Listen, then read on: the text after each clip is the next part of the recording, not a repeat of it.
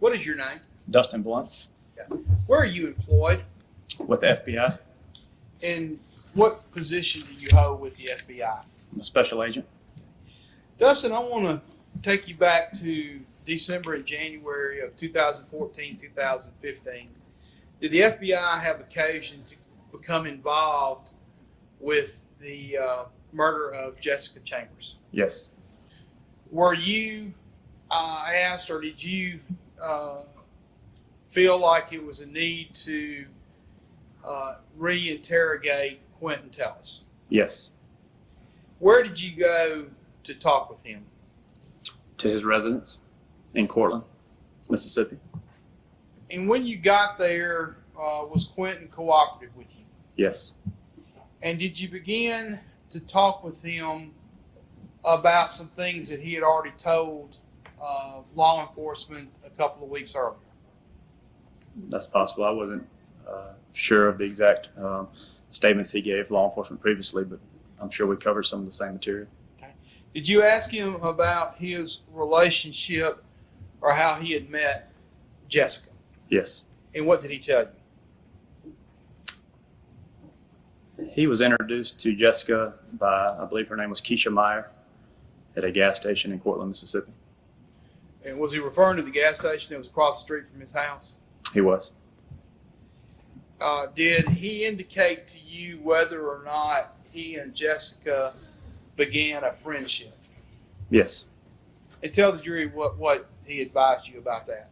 They had initially met as of the day that I was interviewing him. It had just been several weeks, I believe. I don't remember the exact date that Keisha introduced the two, but they struck up a friendship fairly quickly to the point where they would ride around a lot together numerous times. And he even went as far as to say that they at one time had a sexual relationship. Did you ask him where the sex had taken place? Yes. And where was that?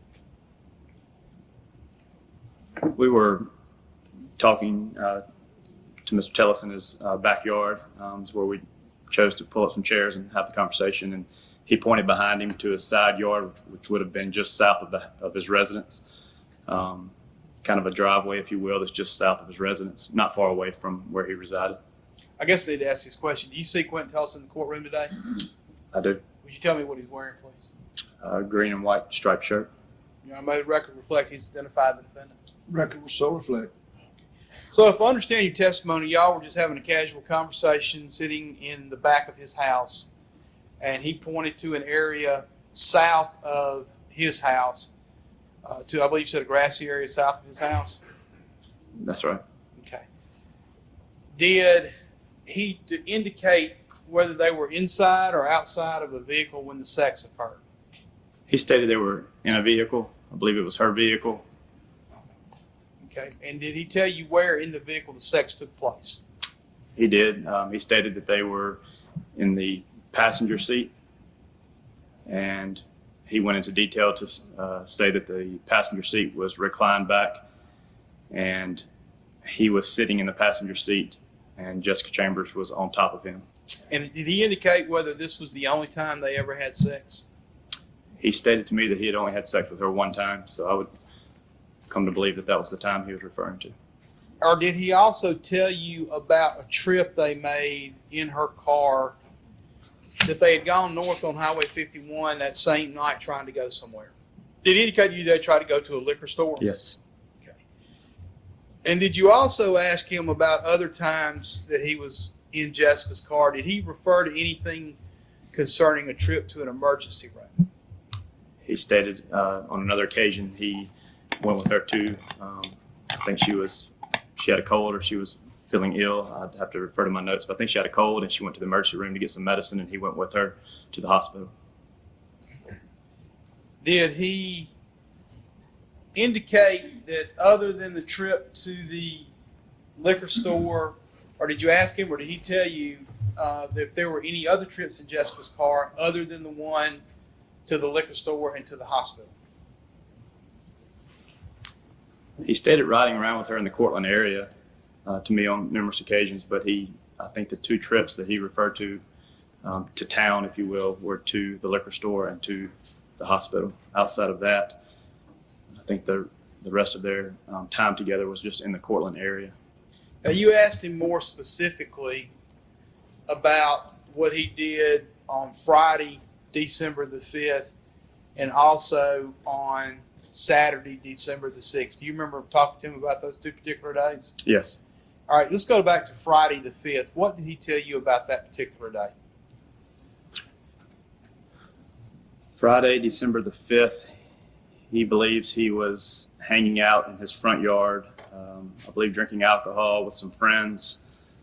I would have to refer to my notes to recall all of their names. But Your Honor, may Agent Blunt use his notes to refresh his memory? If he has them, he may. They were sitting in a pickup truck. I believe it belonged to an individual known as Mike. I believe it was a white SUV, and which was parked in Mr. Tellis's front yard. All right, did he tell you who else was in the car with him on that particular day? He did. And who was that? LaQuanta Tellis, Okay. Sholanda Sanford, and an individual known to him as Mike. And did he give you a nickname for LaQuinta Tellis? Her name was Tootie. Okay. And did he give you a nickname for Mike? Big Mike. Did he advise that the vehicle they were sitting in on the 5th, who that vehicle belonged to? It belonged to Mike. Did he also indicate to you whether or not on the 5th, that Friday, he had talked to Jessica? He did. He stated that while they were sitting in the truck, Jessica called him and she asked for some money. And at some period after the phone call, Jessica arrives at the gas station across the street, which can be viewed from Mr. Tellis's residence. And he states that he got out of the vehicle and walked across the street and provided her $10. And did he indicate to you that was the only interaction between them that particular day? Or was there any other thing that he mentioned on the 5th? I believe that was it on the 5th. Okay. Now let's go to the 6th. Did you also ask him about any interaction he may have had with Jessica on the day that she died? I did. And he referred to the fact that he and Jessica, along with Keisha Meyer, rode around in the Cortland area together in Jessica's car. At which time Jessica and Keisha smoked marijuana. And at some point that day, after they got through riding around, they dropped Mr. Tellis back off at his residence. Okay. And was something supposed to happen that day that Jessica and Keisha were supposed to do that day? Or actually it would have been the next, or that night or the next day? Well, the next day was going to be Keisha's birthday, and they were kind of preparing for that, which would have been December the 7th.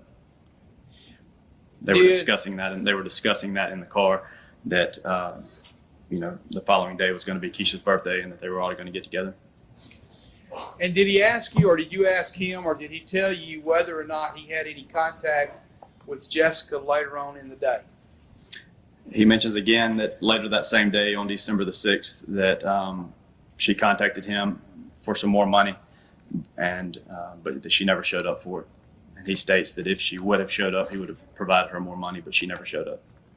So, according to your conversations with him, the last time he saw Jessica was when she dropped him off earlier in the day. That's correct. And if I understood your testimony correctly, Jessica calls him later on that day for money, but she never showed up to get it from him. That's correct. And this interview was December the 18th, right? Yes. And that's 12 days after Jessica died. Or actually 11 days after Jessica died. Did he appear to understand your questions? Yes. Did he, or was he cooperative with you? Yes. Did you give him every opportunity to tell him about his interactions with Jessica on December the 6th of 2014? Yes. And did he ever tell you that he saw Jessica after she dropped him off at 12, roughly noon that day? I don't have a time that he was dropped off, but Okay. he did not, make mention of any other contact with her. That came from somewhere else. But he indicated that morning after she had dropped him off, did he indicate to you, after you gave him plenty of opportunity, that he had been with or seen Jessica that afternoon? He did not. Did you ask him, or did he tell you about how he heard about Jessica's death or Jessica's injuries? Yes. And tell the jury about that, please. Saturday night, December the 6th, he states that he had been to town, and when he came back from town, he walked over to Gurley's gas station to see what was going on, and at that time he was made aware that Jessica Chambers had been killed, and he started asking questions about it. Did he tell you what he did? He indicated to you that he went to Batesville. Is that correct? That's correct. And did he tell you the purpose of going to Batesville? He did. And what was that? He stated that he needed to buy a green dot card to send to a friend, and so he initially went to Piggly Wiggly, I believe, to purchase the card and possibly use the Western Union. I don't recall why that didn't work for him, but he eventually went to Fred's in Batesville as well, where he purchased a green dot card for $40. And I was under the impression that that's what his trip to Batesville was for. So once he received that green dot card, he traveled south back towards Cortland. Did he tell you about what he saw something on his way back? He did.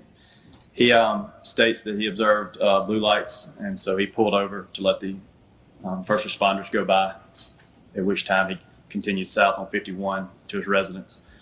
And when he got to his residence, he recalled taking his car keys inside and then walking across the street to Gurley's gas station to see what was going on. And what did he find out? He was told that he learned of Jessica's situation and just through other individuals at the gas station.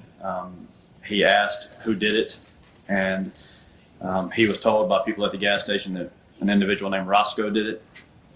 And he was told by the individuals that he spoke with at the gas station that Roscoe had already been picked up by law enforcement. And that was the extent that he provided of what he found out at the gas station. Did he tell you what he did a few days after Jessica died? He did. What did he tell you? One of the things he told me is that he erased all communications that he had with Jessica from his cell phone, which would be text and phone contacts. So he told you he deleted everything referring to Jessica from his phone. He did.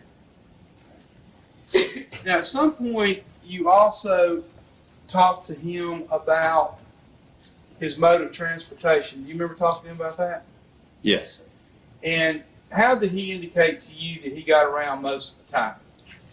He had a small dirt bike, a motorized dirt bike, and that's what he used to travel and move around the Cortland area.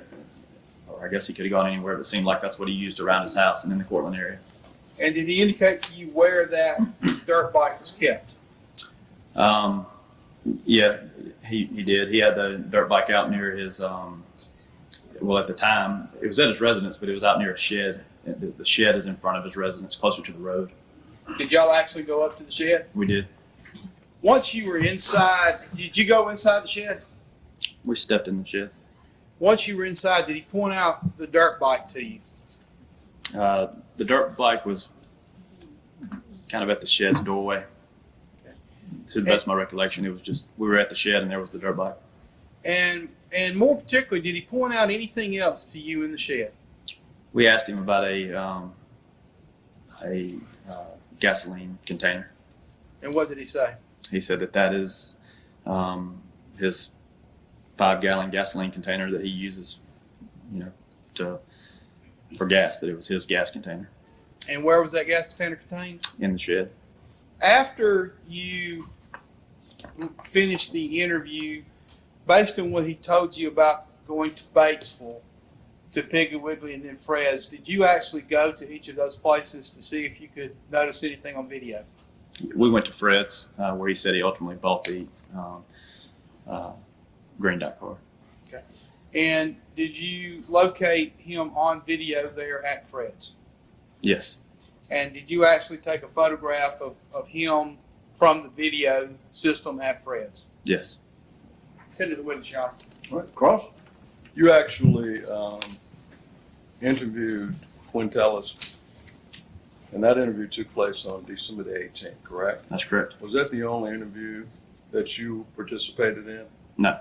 Did you participate in an additional interview with Quintelis? No. I participated in other investigative aspects of this investigation, but that was the only interview with Quintelis. Certainly. So, Yes. just for clarity, that's the only time that you actually took an interview with Mr. Tellis, That's correct. or was present at the time that he would have been interviewed. That's correct. Okay. Now, I believe you indicated that this interview took place in the backyard. That's correct. Okay, and you all were just kind of sitting out in some chairs. Yes. Yes. Did I understand you, Tom? Because I'm going from my notes here. I just want to make sure I got it. He had a family member or two at home, so we asked where we could speak to him, and he said we can go out back, and so we went maybe some type of another shed or some structure in his backyard, and we sat in chairs or on buckets, or we were in his backyard though. Certainly. Who was present during this interview? Myself, another agent, Justin Nitzwicki, and Mr. Tellis. Okay. Now, I believe you indicated that Mr. Tellis and you discussed his relationship with Ms. Chambers, correct? That's correct. And he indicated that he met her through Keisha Meyer. That's correct. How would you characterize the relationship that Mr. Tellis described to you on this particular occasion between he and Ms. Chambers? Friends? They were friends. Okay. Did you detect any hostility during your interview with Mr. Tellis that you could say would have been toward Ms. Chambers during this interview? So it was a friendly relationship that he was describing to you in response to your questions, correct? That's correct. Okay. So, and I believe you indicated that he talked about riding around numerous times in the Cortland area. Okay. Okay. Riding around with Ms. Chambers. Okay. Did he Yes. tell you that? Yes. Okay. And did he indicate what kind of vehicle they would be in during these times? I believe it only states in my report that they were in Jessica Chambers' vehicle. Okay. Now, in your report, you make reference to a couple of specific instances here. One of them being when they went to a liquor store. You see that in your report? Yes. Okay. And what did he tell you about that trip to the liquor store? That the liquor store was closed. Okay. And did he expand on that any farther? He did not. Okay. Did you make reference to that in your report? Did I make reference to Did the you make fact that he did reference not to- expand on that any further? No, did you make reference to the trip to the liquor store in your report? Yes. And from reviewing your report, what did he say about them going to the liquor store, other than that the liquor store was closed? That was the same day that they had sex. Okay. Anything else? No. Did he tell you where the route that they took on this particular occasion? Okay. I'm going to read from my report. It says, on the same day they had sex, Tellis and Jessica drove to a liquor store on Highway 51. The liquor store was closed. Did he talk about the length of time that they spent together on this particular occasion? No. Okay. And are you saying no, that it's not referenced in your report, or no, he didn't talk about it? No, he didn't talk about it. Okay. And there was another occasion where 2 or 3 days before her death, he talked to you about a trip that he and Jessica made to the emergency room. Is that correct? That's correct. He accompanied her to the emergency room because she needed some type of medical treatment. That's correct. Okay. Now that medical, did you ask, or is it contained in your report, what her medical condition was at that time?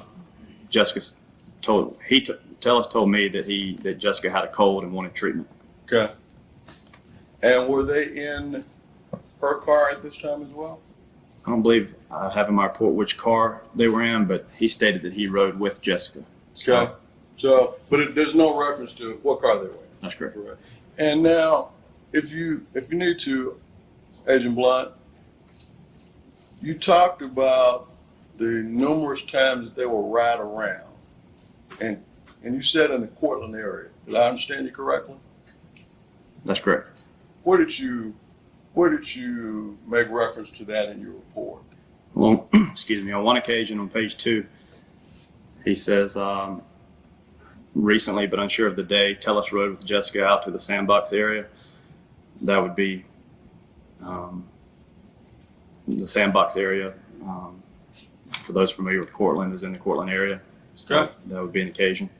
And on page 3 of 4, states that on Saturday morning, Tellis, Keisha, and Jessica rode around the Cortland area in Jessica's vehicle. And I could keep looking, but that's multiple occasions. I know Sure. two occasions, so. I don't know. Okay. Now, on page 2, it says that Tellis advises you that he's only ever rode in the car with Jessica to town, to the hospital and the liquor store. Mhm. Correct? That's correct. But there are multiple times that they have been in the car riding around together, according to the information you gathered. That's on correct. this particular occasion, right? He told you that there were only 2 times he'd ever rode in the car with Jessica to town. That's correct. Okay. What town was he referring to? To Batesville. When he To went Batesville. Yeah. Okay. But they have rode around multiple times. Okay. Correct? Correct. So there was more than 2 occasions that they were in a car together. That's correct. Do you know which car they were in together? I do not know which car they were in every time they rode together. Right. That was not noted in your report. That's correct. So when they were riding around multiple times, you don't know what car they were riding in because it's not reflected in your report. Okay. Okay. There were also times when Mr. Tellis was riding around with just Miss Chambers, according to your report. Is that correct? Tellis, Keisha, and Jessica rode around the Cortland area in Jessica's vehicle, Okay. which that would indicate whose car they were in. And then the other time, it says recently, but unsure of the day, Tellis rode with Jessica out to the Sandbox area. It does not state that he was in her car, but he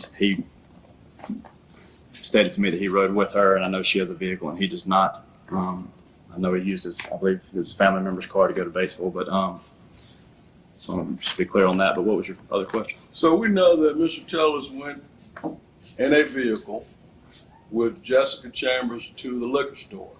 Okay. We know that he went to, is that a yes? Yes. We know that Mr. Tellis went to the Sandbox with Miss Chambers. Okay. Yes. Is that a yes? Yes. We know that he went to the emergency room with Miss Chambers. Yes. We know he was riding around with Miss Chambers on December the 6th. Okay. Okay? Yes. Miss Chambers knew who Quentin Tellis was. That's correct. Would you agree with me there? Yes. He wasn't a stranger to her. That's correct. They hung out together. They hung out together with Keisha. They hung out on occasions without Keisha, according to the information you gathered during this interview. Isn't that correct? That's correct. Okay. Now, when you were interviewing him, he pointed, I guess, south of the residence to indicate the area where they had sex. That's correct. Okay. And that would that have been on the property that you all own, or was that was there a different road or something? I'm not sure whose property it was. Okay. What area did he point you to? It wasn't extremely far from where we were sitting. I mean, and I believe it might have been a gravel driveway. Or, I don't remember the exact makeup of the actual road. He just said we were right over there, and he pointed, behind him. Did he indicate the date? Did he indicate the date when that would have happened? He did not indicate which day that happened. Did you ask him what date that happened? He said he did not remember when it happened. He just said in the past, it happened. Did he say it was on December 6th? He didn't recall. Okay. Now,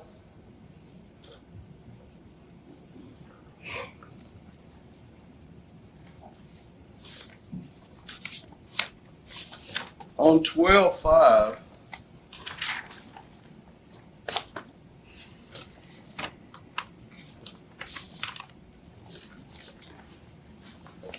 Mr. Tellers indicated that he was probably at home drinking. December 5th. That's correct. And he was he sure about that? He says he was probably at home drinking. Probably at home being maybe, was that definite in your opinion? I just know what he told me. Right, so probably. Okay. He was basically trying to tell you where he thought he was. That's correct. And this would have been the day before all of this happened. That's correct. On the 18th, he wasn't really sure where he was on the 5th, was he? But he was trying to respond to your question. That's correct. Would you agree with that? Yes. Now, you also indicated that they rode around on the 6th, they being Mr. Tellis, Ms. Chambers, and Ms. Meyer, and they smoked marijuana. Is that true? Yes. It was, in fact, Ms. Chambers and Ms. Myers that was smoking marijuana. That's correct. Okay. He never told you he was smoking marijuana? Nope. Okay. Now, he indicated to you that he had deleted all of the texts from his phone of his contacts with Jessica Chambers. Did he indicate why? Well, first of all, did he did indicate that to you, correct? Yes. And did you ask him why he did that? I did not ask him. Would you want to know the reason why he did that? Obviously not. Okay. Well, I'm asking. No, I didn't ask him. Okay. Why did you not ask that question? I just failed to ask the question. Okay. You put that in your report. I put in the report that he told me that he erased all the texting contacts with Jessica from the cellular telephone. Yes. Okay. Maybe you didn't understand. Did you ask him that question? Or did he just volunteer that to you? I would have asked him that question. Okay. So you asked him the question. What led you to ask him that question? I was interviewing him in relation to his contacts and his whole everything that had to do with Jessica Chambers. Well, how did you know that the information was not in his phone? Because I asked him about his cell phone and any contacts via his cell phone with Jessica, and he says I've erased them all. Okay. Did you take possession of his phone during this interview? We did, I believe. Now, you asked him about the dirt bike. How did you get to this dirt bike? I believe prior to the interview, I believe it was common knowledge of other law enforcement officers that were assisting with the investigation that Mr. Tellis would use that dirt bike for transportation. That was his mode of transportation, and it was just something that we knew of in terms of trying to locate Mr. Tellis. If he's not at home, he may be on the dirt bike. So we were knowledgeable that he had a dirt bike. Okay. And when you were out on this particular occasion, during this interview, did you take any photos? I did not. Okay.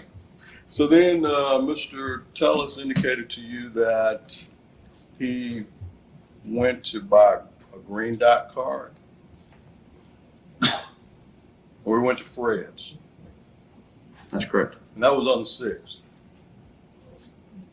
That's correct. And based upon that conversation, you went to Fred's and you reviewed their surveillance? That's correct. Okay. And you actually took a picture. I believe that picture is in evidence now. Okay. Yes. May I approach you? May.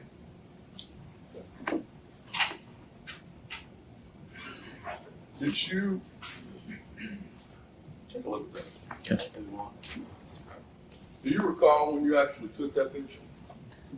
Say it again, please. Do you recall when you actually took that picture?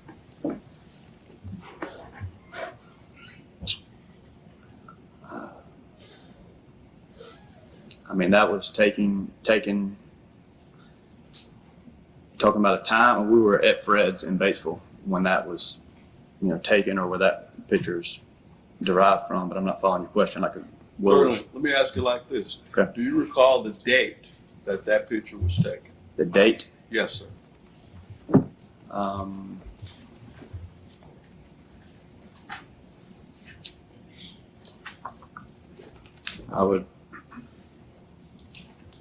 I don't know. Okay.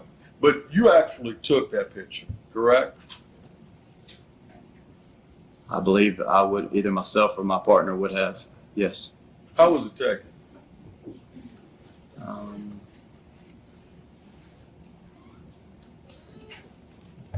Most likely with a cell phone camera. Okay. Is there anything in that picture that would indicate a time that Mr. Tellis was in that location? Not on this picture that I'm aware of that I can see right now. Okay. That picture was taken in conjunction with your interview of Mr. Tellis on the 18th, correct? That's correct. Did you indicate anything in your report that would indicate whether or not you were able to establish some type of timeline when Mr. Tellis was present for that photo?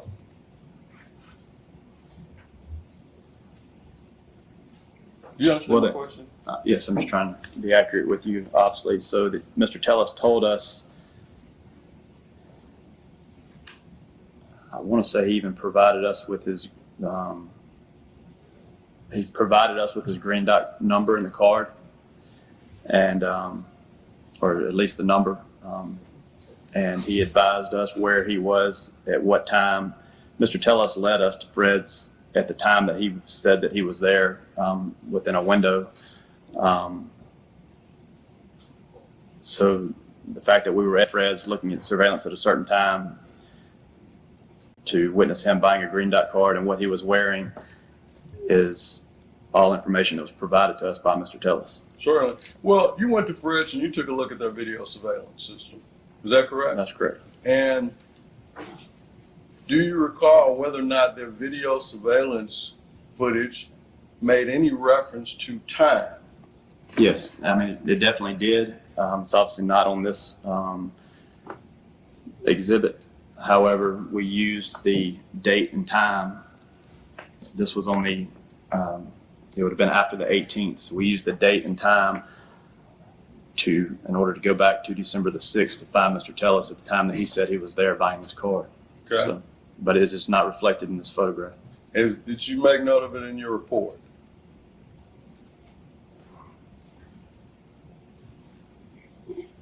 The fact that there's no timestamp on this photograph. No. Did you make note in your report of a time that Mr. Tellis would have been in that Fred's purchasing that green dot card?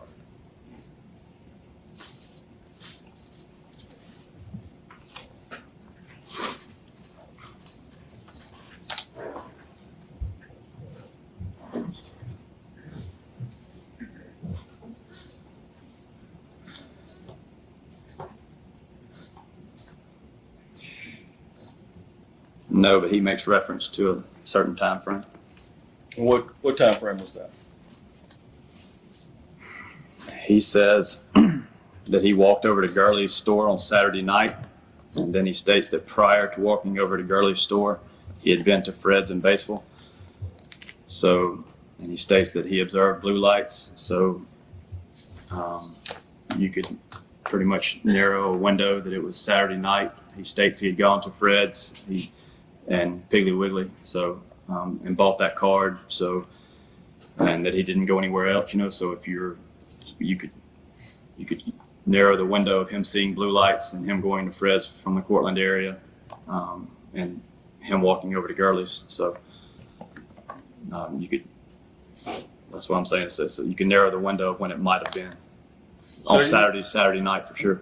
So you extrapolated the time based upon the information that Mr. Tellis had given you? That's correct.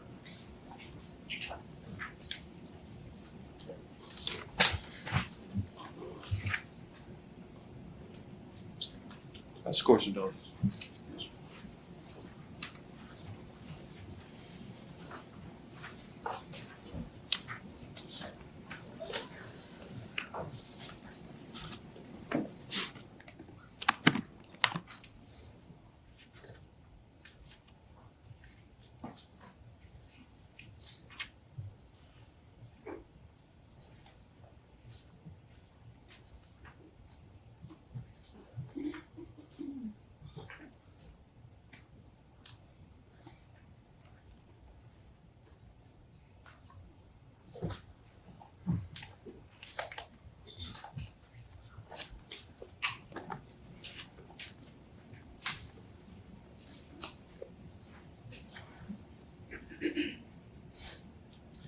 Agent Blount, you were actually how did you come to be involved in this investigation? I'm out of the Oxford office, which is not far from here, and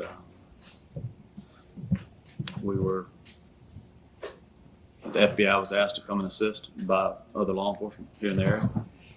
So when you were investigating this, you were actually part of the task force, or that makes sense? There was a overwhelming law enforcement presence here to help with this investigation. So it was just police cooperation at its best, of everybody coming together to try to figure out what happened. Now look at the last page of the report. It indicates that Tellis signed an FBI FD-26 consent to search form. Okay. Tell the jury what that is. He provided us with his cellular telephone, and we wanted to look through his phone to look at his text messages and other media on his phone, and he signed a form, which is the FBI's form is called an FD-26. He signed that form giving us consent to look in his phone, as opposed to a search warrant. He volunteered to provide you with the phone so that you can go in there and get whatever information you want. He did. Correct. And he wasn't in custody at the He was time. not in custody. And did you actually, when you actually went to review this surveillance footage at Fred's, did you actually take possession of that footage?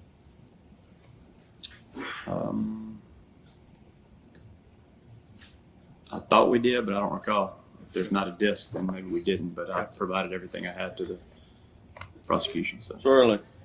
Well, let me ask you like this. Did you actually take possession of it? that's what I'm saying. It's been 2 years ago. If they have it, then we would have, but I don't recall. I do recall the reviewing this now that I'm looking at it, but you recall the picture being taken? I recall going and retrieving this picture. information. And that would have been taken on a cell phone, correct? Yes. Okay.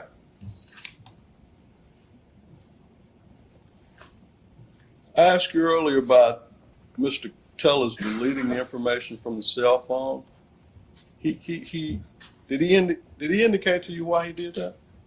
I do not think he did. He did not. Isn't it true that he told you he deleted it because she died?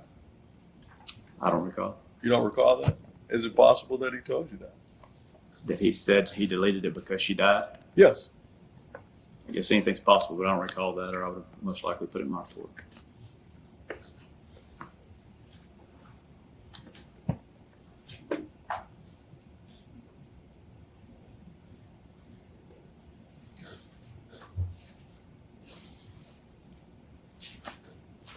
And then wouldn't show him.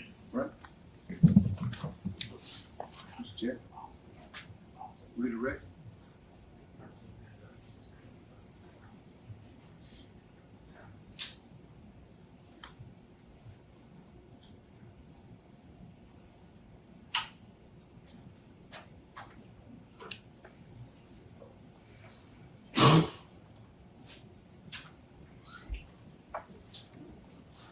approach, Your Honor. You may.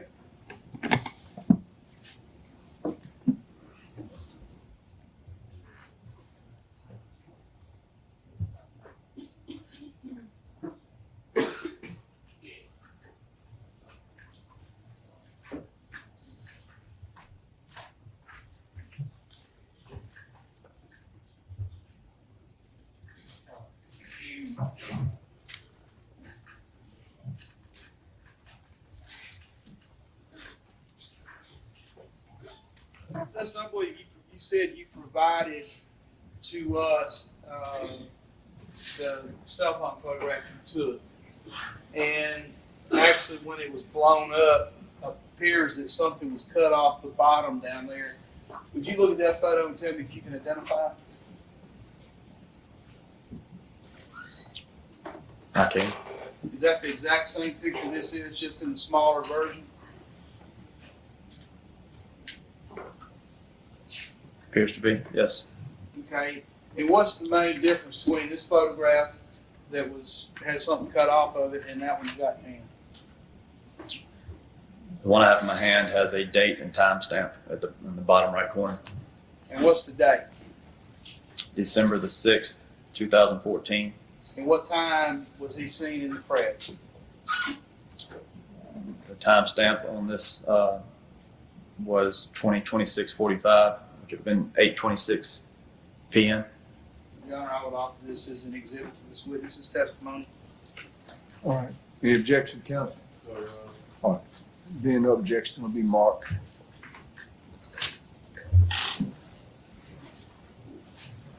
It's 34.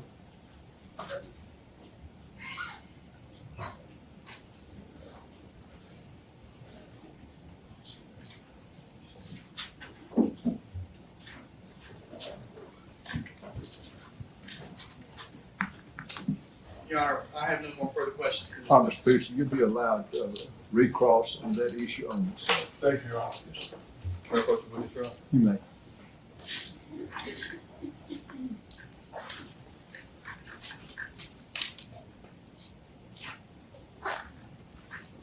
Agent Blunt, you're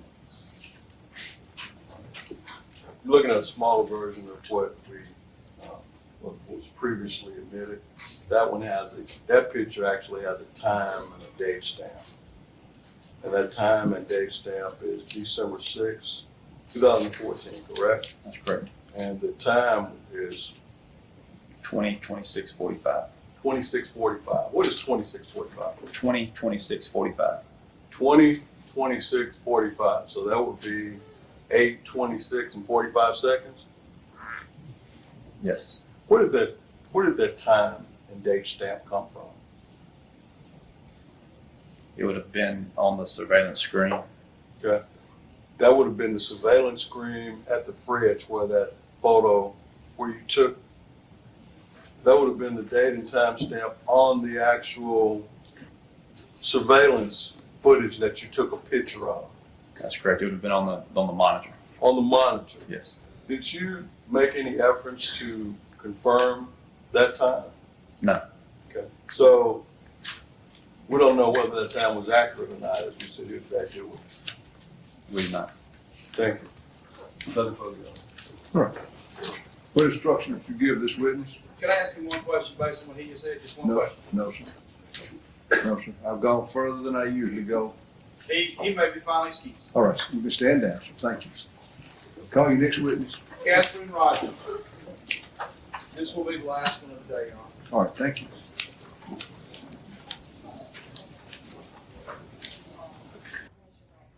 You solemnly swear or affirm the testimony you're about to give in this case is the truth, the whole truth, and nothing but the truth, so help you God.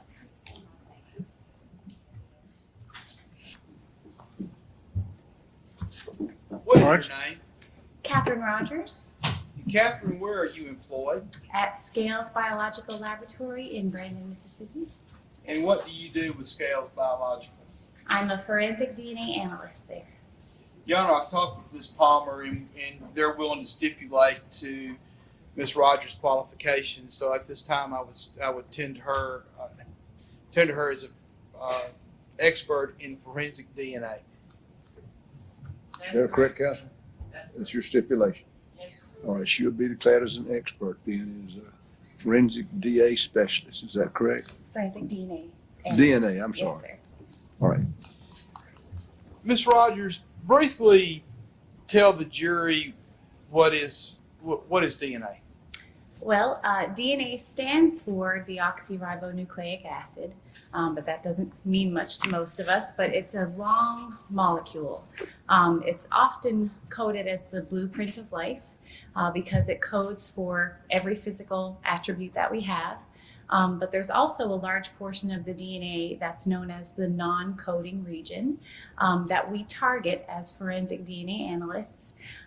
This portion of the DNA actually varies the most between individuals. So we can target specific areas in that non-coding region to build what's known as a DNA profile.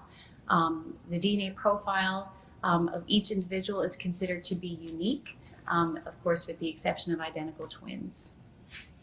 So what you're saying is each person, except for identical twins, has their own separate unique DNA. That's correct. Were you asked to perform a series of tests in this case, and I believe you got your report with you, initially on a set of keys? Yes, I was. I want to hand you what's been previously marked as exhibit number 2. And would ask you to look at that, please, and tell me if you can identify it. Yes, this item was received by the laboratory for testing. It's described as keys, a keychain, and rope and tags. I can identify it because our laboratory case number is still present on here. Also, the specific item number that was assigned to this item by our laboratory is here. And also the evidence tape with my initials and the date that I resealed it after testing is still present. Were you asked to perform any tests on those keys? Yes, I was asked to analyze that for the presence of any DNA. And did you do that? I did. And were you able to obtain any DNA from those keys? Yes, I was. I actually did 2 different types of DNA analysis on these keys, and both of those DNA analyses yielded results. Okay. Explain that to the jury, please. So the first type of testing is known as autosomal DNA analysis. That type of DNA testing targets regions of the DNA that's spread throughout all of our chromosomes. We have 23 pairs of what we call autosomal chromosomes. Males and females have those. When we target 16 of those areas, they're spread throughout those 23 pairs of chromosomes. And again, we're hoping to obtain a DNA profile. On that particular item, the set of keys and the lanyard that was attached to it and all of the keychains and tags and anything that was on that item, I swabbed that to try and obtain any skin cells that may be left behind. I obtained what we call a mixture of DNA. DNA from more than one person was detected on that keychain and lanyard and all the other items attached. When we have a mixture, we are typically asked to take reference samples from known individuals to see if those people can be included or are excluded from that mixture. And that's exactly what I did in this particular case. You know, once you were able to, using the autosomal method, did you notice any what we call Y chromosomes in the mixture that you were able to obtain from the keys? Yes, so on this autosomal testing, one of the regions that we target is for the sex chromosomes. It's what determines gender. It's really the only physical characteristic that we can see. Females have 2 X chromosomes. Males have 1 X and 1 Y. On the mixture from these keys, there was a high presence of female X chromosome, but just a very small, minute amount of Y chromosome was detected.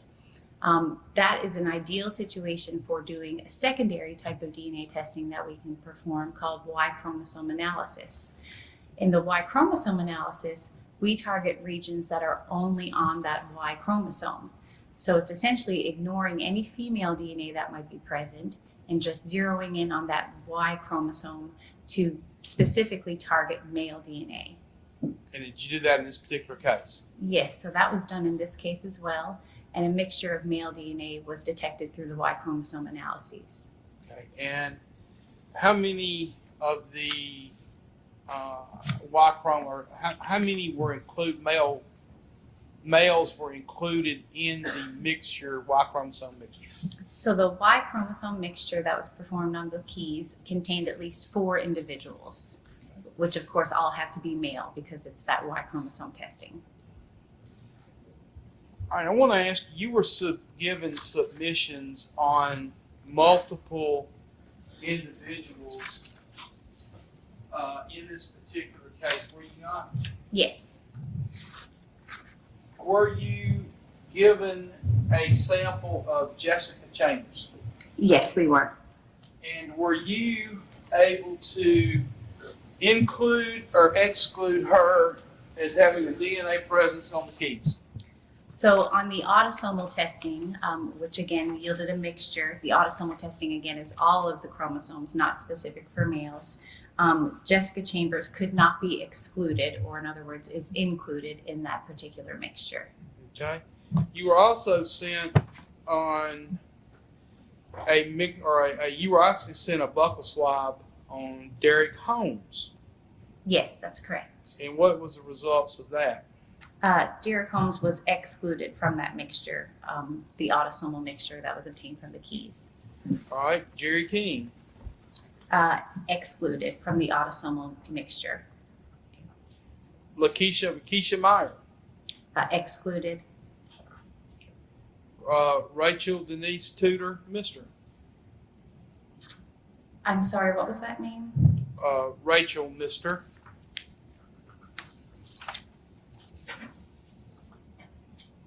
I'm looking at the wrong one. Yes, George Douglas Mister. Okay, there we go. Excluded. Roscoe Spates. Excluded. Anna King. Excluded. Mary Tyner. Excluded. So let's go back. Quentin Tellis. On the autosomal DNA testing, there was an exclusion on Quentin Tellis. However, that Y chromosome analysis, which was done subsequently to target the male DNA specifically, he could not be excluded from the Y chromosome mixture that was obtained. All right, and then you also tested Jerry King. Correct. No conclusion could be drawn regarding Jerry King as a contributor to the Y chromosome mixture. In other words, it's inconclusive whether or not he's a part of that mixture. We rely on an inconclusive result when there is not enough data to support a clear inclusion or a clear exclusion. And that was the case when comparing Jerry Lee King's Y chromosome reference sample to that of the keys.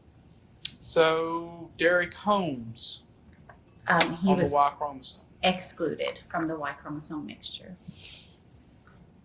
And I believe you also had several other items of evidence that were submitted to you. Were you able to tie Quentin Tellis to any other pieces of evidence in this case other than the keys? No, we were not.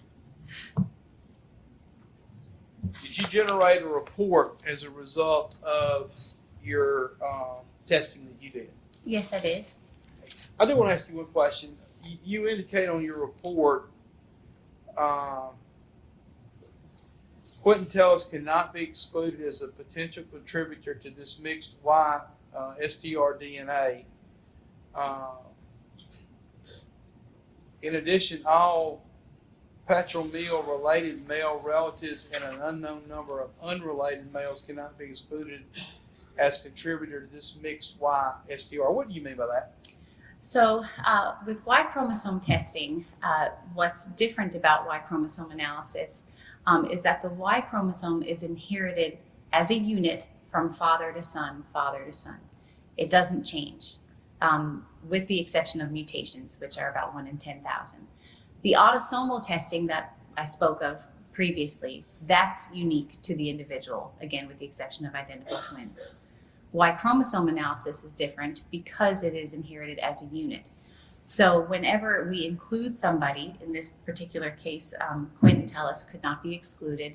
We also say that any of his patrilineal male relatives could not be excluded because they should theoretically have the same Y chromosome profile as him. We also do a search in a database to see how common or uncommon that Y chromosome profile is, to attach statistics to it. So that Y chromosome mixture obtained from the keys, all possible combinations of the Y chromosome markers that were in that mixture are searched in a database to give a frequency.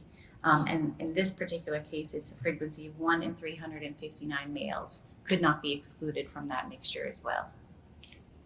So wouldn't you say that all patrilineal, you're talking about Quentin Tellus's patrilineal, That's the males on Quentin Tellus's side?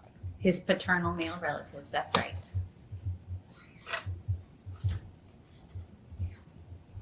I'm going to ask you to look this over real quick if you can tell me what that is.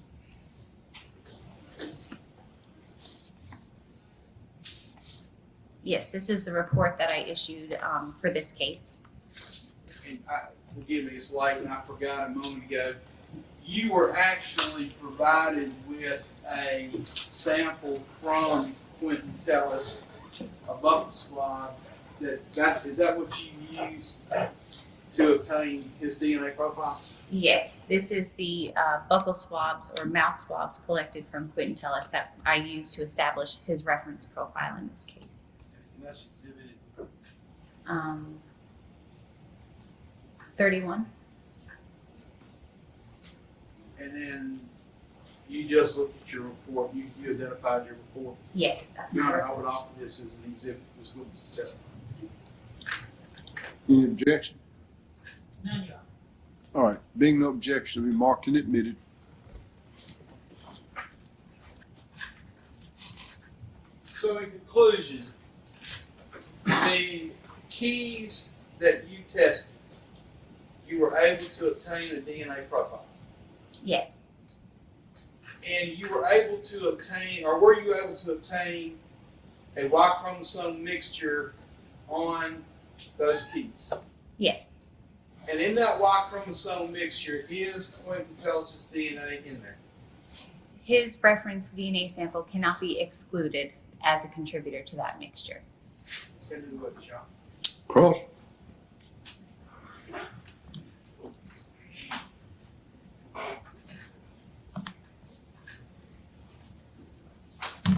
Good evening, Ms. Scales. Good evening, Ms. Rogers Rogers. from Scales. I'm going to try my best to follow you here. I went to law school, but I barely got out of biology, so. I believe you testified to the fact that there are two types of testings, correct? That's right, that we perform at our laboratory, yes. And the first being autosomal, is that? Autosomal, yes. Autosomal, okay. And so that is more unique to the individual. That's correct. A person's autosomal profile is unique to them. Okay. And actually, you indicated that there were 4 individuals in that mixed autosomal profile. That's correct. And Ms. Chambers could not be excluded as one of those individuals in the autosomal testing. That's right. And that left 3 individuals who would have contributed to that particular profile, correct? Correct. But you were able to exclude Quentin Tellus from that unique autosomal testing. Yes, the autosomal testing excluded him. Yes. And so that would leave 3 contributors to the profile that we don't know who those contributors would be, correct? That's correct. Okay.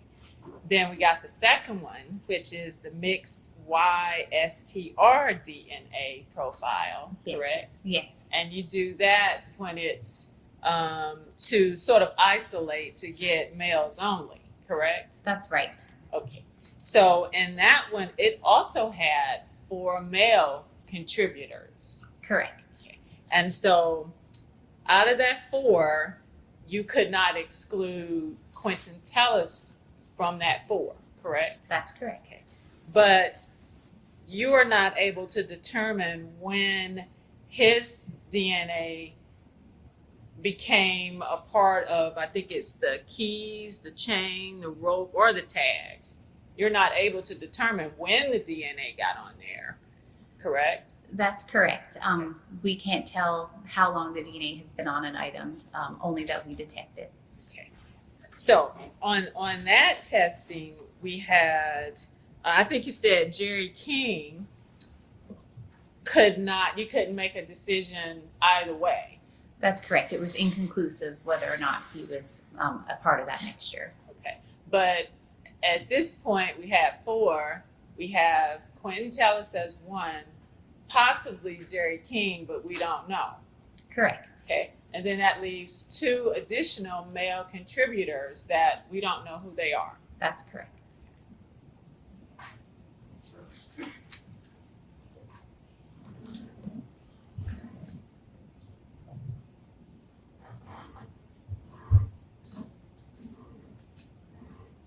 Course indulgence. Yes, ma'am. I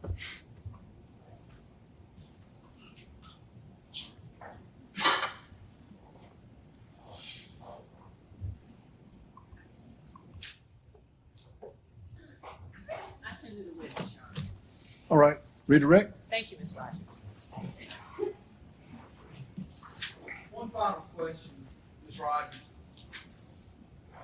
Ms. Palmer asked you about the 4 you had on there. Who is the one known that cannot be excluded? Of the samples I tested, Quentin Tellis could not be excluded from that Y chromosome mixture from the keys. That's correct. All right, what instructions would you give Ms. Rogers? Ms. Rogers may be fine. Oh, ma'am, you're fine, excused. Thank you.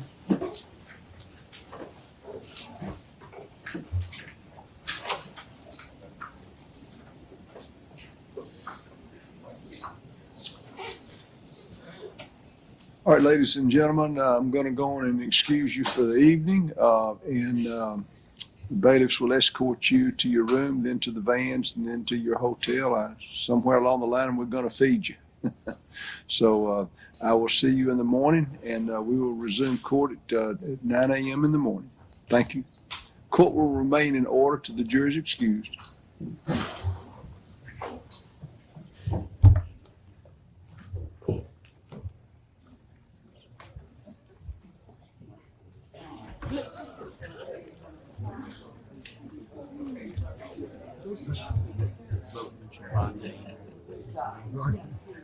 I've got it out in the car.